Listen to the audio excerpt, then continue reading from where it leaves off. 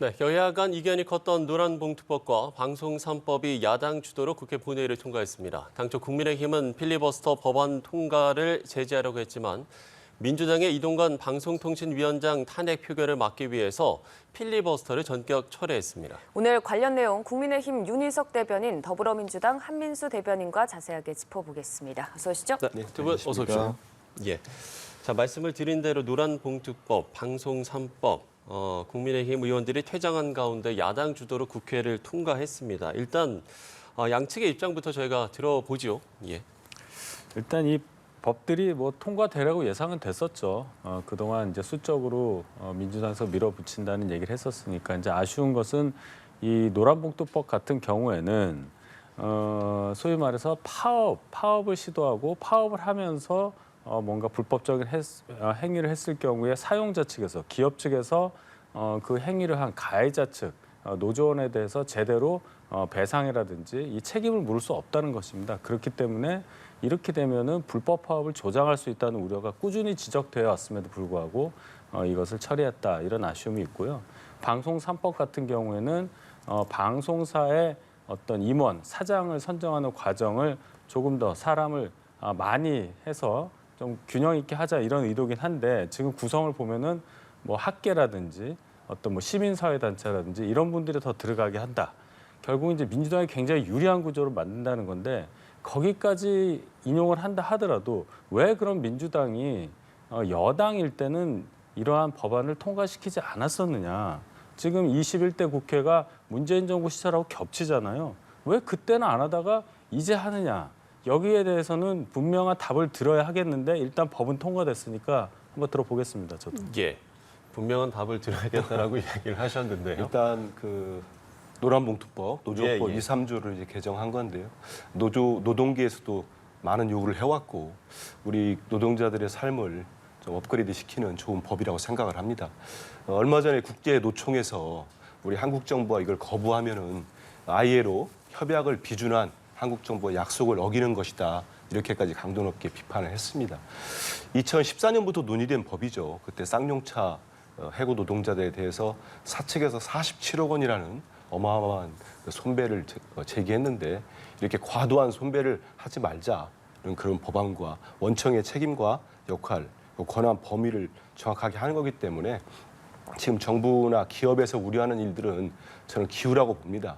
비근한 예로 우리가 그 중대재해처벌법을 통과시킬 때도 그때도 경영계에서는 상당한 우려를 했지만 지금 일각에서는 처벌 자체가 좀 너무 가볍지 않느냐, 솜방망이라는 이런 지적도 나오고 있는 상황이에요. 그러니까 너무 기우라는 말씀드리고 방송 3법은 지금은 이제 국민의힘 정부가 집권 여당이지만 나중에 바뀌면 또 우리 민주당이 집권할 수도 있지 않겠습니까? 이렇게 방송의 독립성과 그다음에 중립성을 보장할 수 있는 이사진 구성부터 하는 좋은 법안들이 통과가 되면은 여야를 떠나서 이제는 정권이 바뀐다고 해서 그 방송을 장악하려고 한다거나 본인들 입김에 넣으려고 하는 일들은 법적으로 불가능해진다는 말씀드리고요. 아까 우리 윤 대변인 말씀한 대로 방송 3법을 문재인 정부 때 처리를 왜 안 했느냐. 저는 그런 지적이 일리 있다고 봅니다. 그래서 네. 그 당시에 좀 관심을 갖고 노력은 했습니다만 안 된 부분에 대해서는 비판받을 여지가 있다고 봅니다. 두 답이- 분이 네.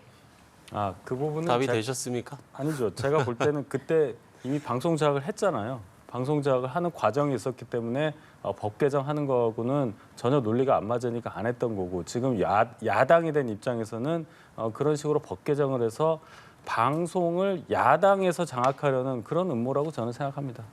알겠습니다. 이견이 계속 이어지고 있는 부분인데 일단 국회 본회의는 통과했거든요. 그럼 네. 이후에 윤석열 대통령 거부권 행사할 거라고 보세요? 일단 뭐 그럴 수밖에 없겠죠. 저희가 전혀 동의하지 않는 법이고 또 국민 대부분이 의석수에서는 저희가 밀리지만 국민 여론까지 밀리고 있다고는 생각하지 않습니다. 예. 특히 노란봉투법 같은 경우는 이게 위헌 소지도 있어요. 예를 들어서 피해자인 기업 측이 불법 행위를 했던 가해자를 상대로 뭔가 손해배상 청구를 함에 있어서 가해자 각각에 대해서 얼마를 배상하라는 식의 피해를 산정을 해야 소송이 가능해요. 그 예를 들어서 제가 누구에게 어떤 범죄 피해를 받았는데 저에 대해서 범죄 피해를 준 그 가해자 한 명 한 명 한 명에 대해서 저에게 가해를 한 부분을 제가 정해서 그것을 청구하라는 얘기예요. 그게 가능합니까? 그 얘기는 뭐냐면 가해를 한 그 가해자에 대한 어떤 징벌 이것을 무력화시키겠다는 것이고 그것이 더 커진다면은 불법 파업을 조장한다 이런 결론까지 나오기 때문에 그런 상황에서 어떻게 기업 활동을 제대로 할 수 있겠습니까? 그것은 당연히 거부돼야 하고 통과돼서는 안 된다고 저는 생각합니다. 네, 윤석열 대통령의 거부권 행사 가능성이 높다고 보셨거든요. 일단 뭐 여당에서 건의를 한다는 거부권 건의한다는 얘기들이 지금 나오고 있는데 저는 대통령께서 이번에는 거부권을 행사를 좀 하지 않았으면 제 요구를 국회에 안 했으면 좋겠다는 생각을 합니다. 왜냐하면 벌써 이제 두 차례 양곡관리법과 간호법에 대해서 대통령이 거부권 행사했습니다. 근데 저 다 기억하시다시피 두 법안 다 대통령이 대선 후보 때 약속한 공약이었습니다. 약속이었고 공약이었는데 그걸 또 이제 거부를 하셨어요. 그래서 많은 국민들이나 특히 농민들, 뭐 간호사분들로부터 비판을 받으셨는데 이 법안도 국민의힘에서 헌재에다가 권한쟁의 심판까지 신청을 했었습니다. 근데 거기서 기각이 됐죠. 법적으로 이제 전혀 문제가 없는 거고 각 상임위에서 노조법 같은 경우는 황노위에서 오랫동안 논의가 됐고 황노위를 통과를 했고 또 방송 3법은 언론 현업단체가 모두 찬성하지 않습니까? 아마 우리 민주당만 찾아온 게 아니고 그분들이 지도부가 국힘도 찾아갔을 겁니다. 국민의힘도 다 자기들 의사를 전달을 했고 그런 상황에서 가방위를 통과시켰는데 이게 법사위 와가지고 법사위 위원장이 이제 국민의힘 소속이다 보니까 60일 이상 그냥 전혀 논의가 안 됐어요. 정말 국회에서도 오래 논의됐고 했을 때 집권당인 국민의힘이 조금 더 적극적으로 협의의 장이 나왔으면은 이렇게까지 야당들만 통과시키는 일이 없었을 텐데 좀 아쉽다는 말씀을 드리고요. 그래서 대통령이 지난번에 그 강서구청장 보궐선거 이후에 소통과 반성 이런 말씀을 많이 하셨기 때문에 이제는 행동으로 이걸 또 거부권을 행사하면은 또 국회에서 극한적인 대치가 이루어지지 않겠습니까? 그래서 이번에는 거부권 행사를 안 해주시기를 좀 요청드립니다. 예. 자, 만약에 뭐 말씀을 해주셨습니다만 이번에 이제 윤석열 대통령이 거부권을 행사하게 되면 세 번째이기 때문에 국민들 입장에서는 글쎄요, 뭐 협치를 위한 다른 방안은 없을까? 뭐 이런 궁금증을 갖고 계신 국민들도 있을 것 같거든요. 네, 협치를 해서 갈등 없는 국회, 갈등 없는 이 정치 상황을 만들려고 저희도 많이 노력합니다만 예. 지금과 같은 극단적인 이 의석 분포 그리고 또 상황이 굉장히 극렬하게 대치하고 있는 상황이 소멸되지 않는 이런 것이 대선 이후 계속되지 않습니까? 대선이 너무나 박빙으로 치러졌고 그 결과로 1년 반이 지났는데도 지금 계속 대선을 치르는 듯한 그런 모양새. 그래서 결국 총선 전까지는 크게 변할 일이 없을 걸로 저는 봅니다. 상당히 안타까운 일인데 4년마다 선거를 치르는 의미도 있지 않겠습니까? 4년이 거의 다 왔습니다. 그래서 21대 총선으로 출범한 21대 국회의 이 실패상을 더 이상 반복하지 않도록 저희가 총선을 잘 준비해서 더 이상 이렇게 극렬한 대립 정치가 이어지지 않도록 노력하겠습니다. 예. 첨언하시겠습니까? 근데 이제 의석 분포라는 말씀을 많이 하시는데 그 또한 21대 때 우리 국민들이 선출한 거 아니겠습니까? 국회를 그렇게 또 우리 국민의 민심이 반영돼서 지금의 민주당이 다수당이 된 거고 국민의힘이 소수당이 된 거죠. 다른 정당들도 있습니다. 보통 지금 보면은 여러 가지 법안들이 야당들이 거의 다 찬성을 하고 국민의힘의 의석수로 반대를 하고 있는 상황이 되풀이되고 있습니다. 근데 저는 내년 총선에 뭐 의석수가 어떻게 될지는 모르겠습니다만 지금 국민의 삶이 하루하루가 팍팍하고 정말 고물가에 고금리로 힘듭니다. 이런 상황에서 야당도 책임이 있겠습니다마는 집권당 아닙니까? 정권 교체한 거 아닙니까? 정권 교체 이유가 뭐겠습니까? 국민들 삶 잘 살게 하겠다고 그런 목표로 한 거 아니겠습니까? 그러면 저는 지금이라도 야당이 여러 차례 야당 대표가 수차례 이렇게 제의했듯이 이제는 대통령께서 야당을 좀 만나셨으면 좋겠습니다. 그래서 지난번 국회 오셔가지고 야당 의원들하고 악수 다 하고 박수 받지 않았습니까? 많은 국민들로부터 호평도 받았어요.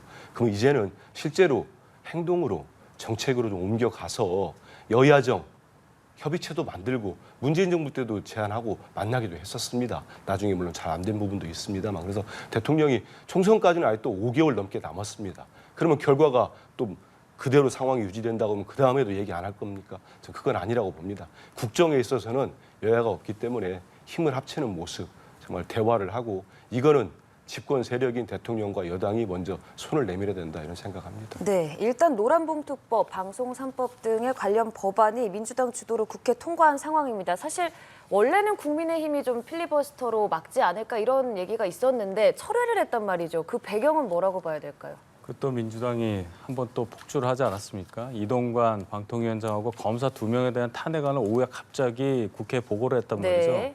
그럼 이제 어떻게 되느냐? 이 탄핵안이라는 것은 보고되고 본회의에 보고되고 24시간이 지난 다음에 표결이 가능하고 72시간 넘으면 또 안 됩니다.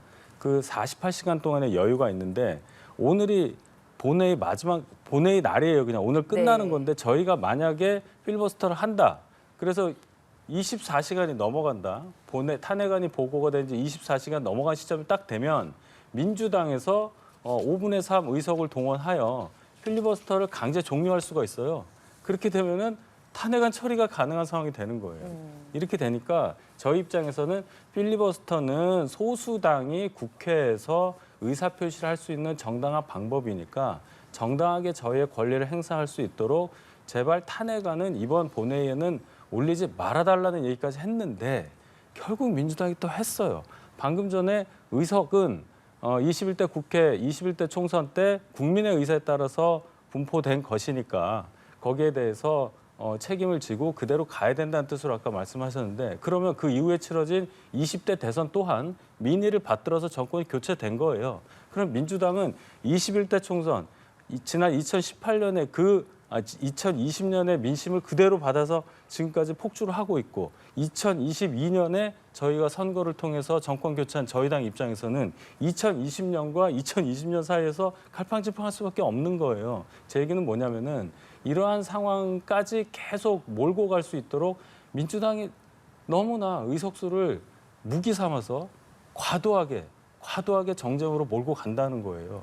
저희가 필리버스터 하는 거 하면 얼마나 하겠습니까? 결국은 민주당이 계속 밀고 가면은 수에서 밀려요. 알고 있습니다만은 저희의 의사표시 할 수 있을 정도의 신사적인 행동은 할 수 있음에도 불구하고 갑자기 오후에 탄핵안을 넣어서 정말 어이가 없었고 하나 더 생각하는 것은 그러면 저희가 필리버스터 안 할 경우에 최악의 상태는 민주당이 필리버스터 하는 겁니다. 찬성 필리버스터를 할 수 있어요. 표결을 하기 되면- 위해서요? 그렇죠. 24시간 넘기고 자체 종결하고 탄핵안 표결할 수 있는 거예요. 그런 것까지 저희가 걱정해야 하는 이 상황이 너무나 안타깝고 그래서 저희가 22대 총선에 잘 준비를 하겠다는 얘기를 애둘러서 하는 겁니다. 네, 이동관 방통위원장의 탄핵이라는 변수를 좀 짚어주셨는데 그런데 이미 이동관 방통위원장의 탄핵 소추를 우리 민주당이 준비하고 있고 검사들에 대해서 숫자까지 이미 언론 보도가 며칠 전부터 나왔습니다. 그렇기 때문에 갑자기 된 건 아니고요. 우리는 신중에 신중을 기하기 위해서 어제도 의총에서 결론을 내지 않고 오늘 의총을 또 한 번 가졌습니다. 그렇기 때문에 갑자기 됐다는 말씀은 사실과 다르다는 얘기를 드리고 제가 오늘 아침 방송에서 그 전주혜 의원이 지금 원내대변이잖아요. 제가 만났더니 전주혜 의원은 그러더라고요. 자기들 한 60여 명 정도가 필리버스터 준비를 다 했고 3시간씩인가요? 그래서 제가 3시간 하지 않느냐고 하니까 거기에 근데 그 본회의장에 남아 있는 것까지 다들 이렇게 보기 때문에 이제 피곤하고 이제 여러 가지 뭐 하루 종일 국회에 있어야 되겠다 이런 말씀을 하더라고요. 그래서 저는 당연히 이렇게 원내대변인까지 그런 말씀을 하기 때문에 필리버스터를 다 준비를 했구나. 그리고 그렇게 하겠구나 생각을 했어요. 그래서 갑작스럽게 이제 국회의장이 여야 교섭단체 대표들을 모아서 얘기를 하기를 저는 이제 화면으로 보고 있었습니다만은 본회의장 원내가 아니기 때문에 들어가지 않았고 보고 있는데 뭘까 했었어요. 근데 갑자기 나오셨더라고요. 철회를 하고 저는 그래서 처음 들었던 제 느낌은 좀 사실관계는 제가 확인 못하겠습니다만은 이게 정말 국민의힘의 원내 지도부의 단독 결정인 건지 아니면 이동관 방통위원장과 이제 검사 2분의 그 탄핵 소추를 하겠다고 보고가 되니까 이건 용산 대통령실에 갑작스러운 지시가 내려온 거니까 아닌지 이런 생각이 들더라고요. 그렇지 않으면은 지금 국민의힘은 이 노조법과 방송 3법에 대해서 뭐라고 그동안 했냐면 정말 나쁜 법안이다. 악법이다. 이거를 우리가 국민들에게 필리버스터 그러니까 무제한 토론을 통해서 국민들에게 다 알려내게 하겠다. 그래서 국민의 지지를 받아서 저지하겠다고 했어요. 지금 어떤 보도들이 나옵니까? 이거는 결국 또 대통령의 거부권에 기대는 국민의 힘이다. 스스로 토론 기회를 내버렸다.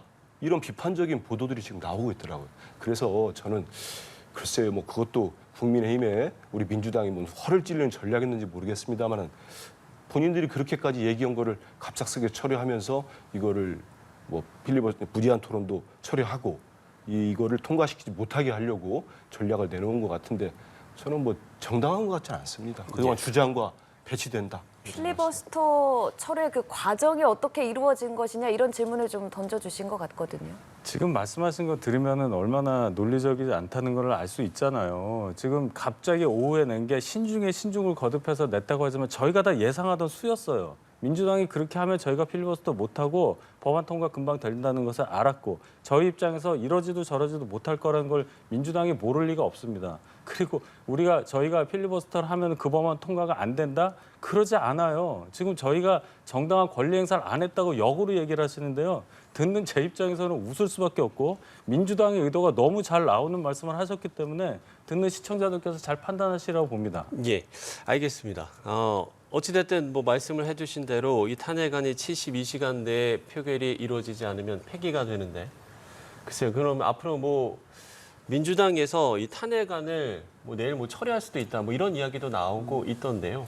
어떻습니까? 이제 그러고 그 무제한 토론이 국민의힘이 처리한 다음에 바로 민주당 당 의총이 열렸습니다. 네네. 의총이 열린 다음에 논의된 내용을 우리 원내대표가 발표를 했죠. 기자들 앞에 설명을 했는데 일단은 이게 보고가 됐기 때문에 내일까지 국회의장께 상정을 시켜달라, 본회의를 열어달라, 설득을 하겠다고 합니다. 그래서 설득을 하는데 그 설득이 잘 안 되면은 이건 아까 말씀하신 대로 24시간 이후 72시간 내에 처리가 안 되면 자동 폐기가 되지 되잖아요. 않습니까? 그럼 그 같은 회기 내에는 일사부재리 원칙 때문에 다시 보고를 못 할 겁니다.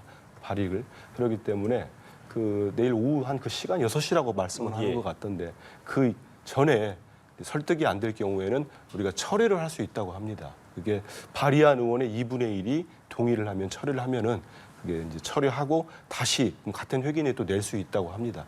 그러면 이제 본회의가 연속해서 지금 잡힌 날짜가 있는 것 같습니다. 12월 말하고 11월 말과 12월 1일인가요? 잡혀 있다고 하던데 예. 그때 다시 추진하는 걸로 일단 우리 원내 지도부는 기자들한테 설명한 걸로 제가 알고 있습니다. 예.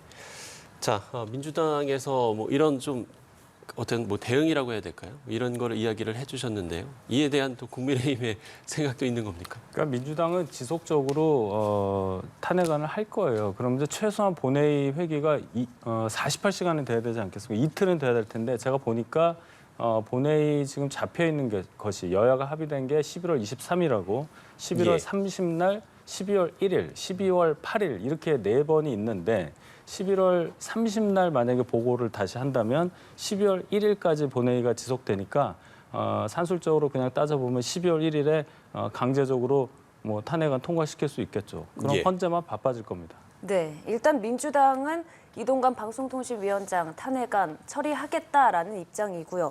이 상황에서 이동관 위원장이 헌법이나 법률에 관해 중대한 위반 행위를 한 적 없다. 민주당 민심에 탄핵 받을 것이다. 입장 밝혔거든요. 이 말 어떻게 들으셨어요?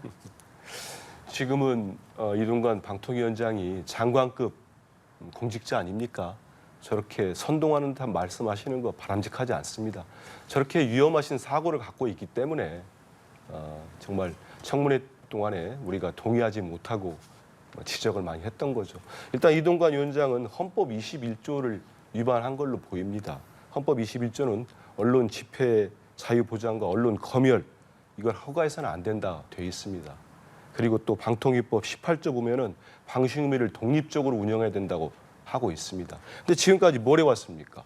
이번에 국정감사 기간에 다 드러났습니다만 방통위가 직접 방송 뉴스를 팩트 체크하겠답니다.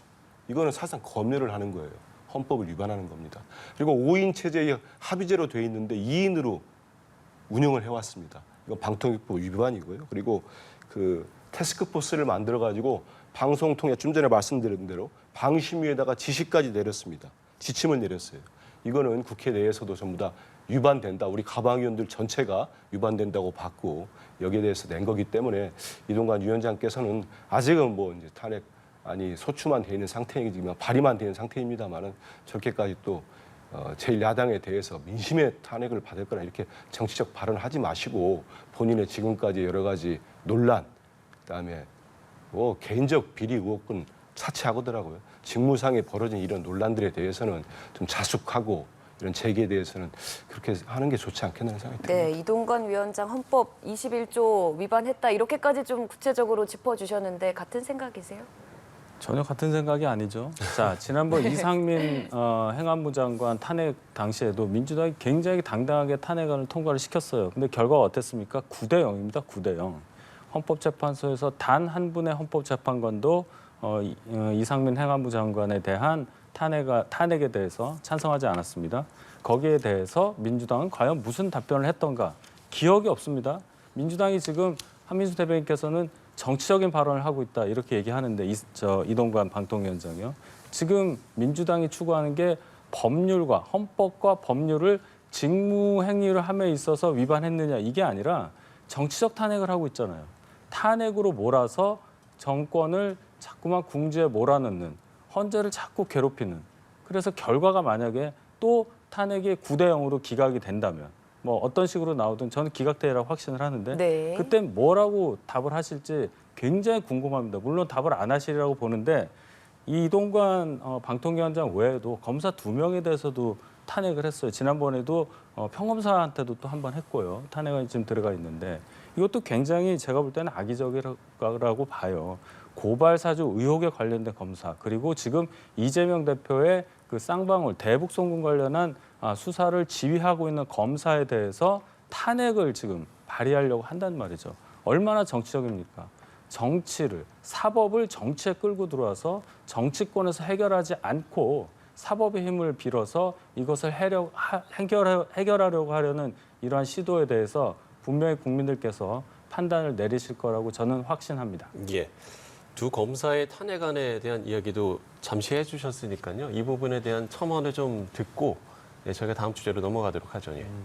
일단 이상민 장관, 행안부 장관 말씀하셨으니까 물론 뭐 헌재에서 그게 탄핵안이 인용되지 않았습니다. 거기에 대해서 비판하는 국민들이 있다면 우리 민주당이 감수를 해야 됩니다. 하지만 그 이후에도 그렇고 많은 국민들이 민주당을 질타하기보다는 그리고 제1야당으로서 할 일을 했다는 평가를 했다고 봅니다. 왜냐하면 이태원 참사 아닙니까? 159분의 우리 국민들이 서울 한복판에서 목숨을 잃었는데 이 정권 뭐 했습니까? 대통령의 유족을 만나서 위로를 했습니까? 제대로 사과를 했습니까? 누가 책임졌습니까? 거기에 대해서 우리 민주당이 이상민 장관의 책임을 물었습니다. 비록 법률적으로는 저희들이 받아들이지 않았습니다만은 거기에 대해서는 저희들 떳떳하다고 봅니다. 그거 하지 않았으면은 그 누구도 하지 않았다면 우리 국민들이 국회에 대해서 직무유기했다고 질타했을 겁니다. 그리고 검사 2분 얘기하니까 제가 들어오기 전에 기사를 보니까 검찰총장께서 이원석 검찰총장이 뭐라고 했습니까? 나를 탄핵하라. 저는 갑자기 그 생각이 들었습니다. 2003년도에 노무현 대통령 집권 초기입니다. 당시 송광수 검찰총장이 이른바 하명수사 의혹과 논란이 컸던 대검 중수부를 노무현 대통령이 개혁을 하려고 하니까 내 목부터 치라고 했습니다. 그리고 결국 안 됐지요. 저는 그 생각이 나더라고요. 그래도 당시 검찰은 살아있는 권력은 수사했습니다. 살아있는 권력은. 지금 검찰은 어떻습니까? 정말 제1야당 대표 향해서 무자비하게 수사합니다. 살아있는 권력 수사합니까? 제가 되묻고 싶어요. 그리고 이 검사 2분이 멀쩡한 검사입니까? 지금 탄핵 소추된 분, 지금 헌재에 가 있는 분, 이분은 서울시 공무원 간첩단 조작 사건의 핵심이었어요. 핵심 검사였습니다. 그러니까 아무 말씀 안 하잖아요. 지금 손중성 검사가 고발 사주 의혹 바로 재판받지 않습니까?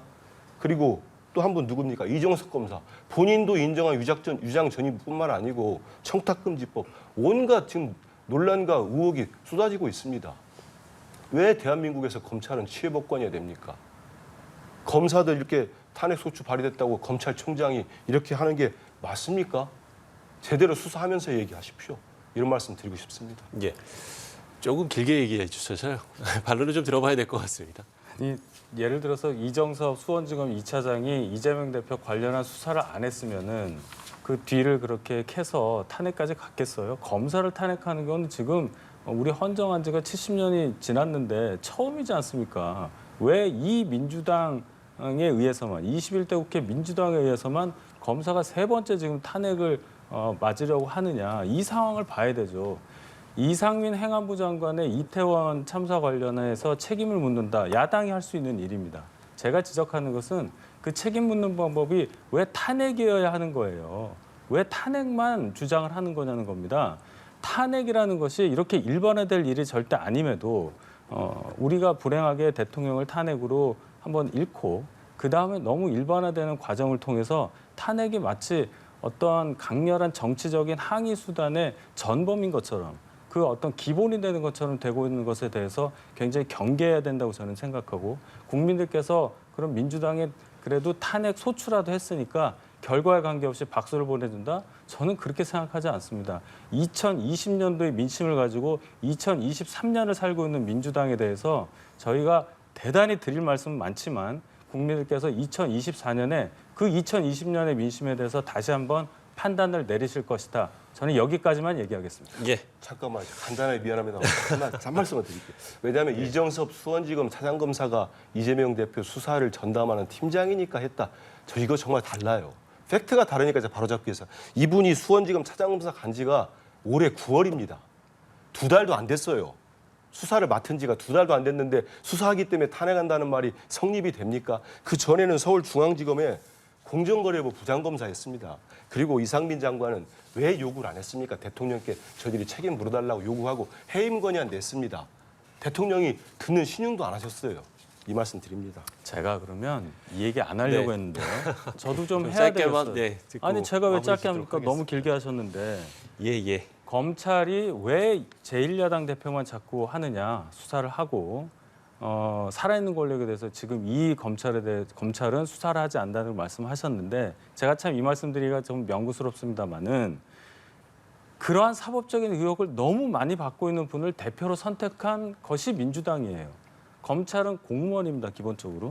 알고 있는 것에 대해서 범죄 사실에 대해서 수사를 하지 않으면 그 자체가 범죄예요. 검찰이 수사를 하는 것에 대해서 너무 과하다. 왜 제1야당만 하냐? 이렇게 얘기하시지 말고 그 혐의와 의혹에 대해서 정정당당하게 판결을 받는 과정을 따라 주십시오. 재판 너무 늦어지고 있고 국민들께서는 1심 하나라도 1심 결과를 빨리 보고 싶은데 그것조차 교묘하게 피하고 있는 민주당의 모습을 국민들께서 잘 아시라고 저는 봅니다. 네. 오늘은 여기까지 듣도록 하겠습니다. 예. 정치현안 국민의힘 윤희석 대변인, 더불어민주당 한민수 대변인과 이야기 나눠봤습니다. 좋은 말씀 고맙습니다. 고맙습니다. 감사합니다.